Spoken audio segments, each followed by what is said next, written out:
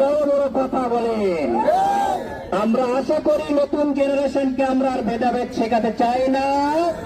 আপনি এলাকা থেকে ঝাড়ু পিঠা খেয়ে এসেছেন, এখানে এসে নতুন করে জনরসের মধ্যে পড়ার চেষ্টা করবেন না।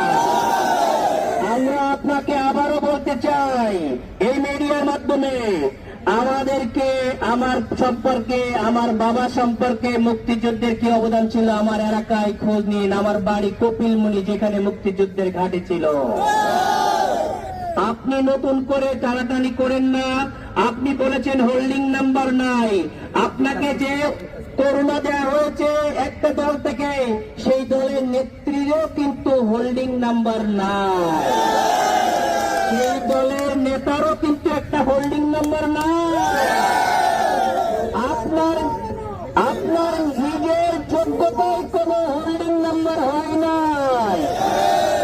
আপনার বাবা কিছু করে গিয়েছিল, কিন্তু বাবাও কিভাবে করেছে জনগণ এখন সবই জানে।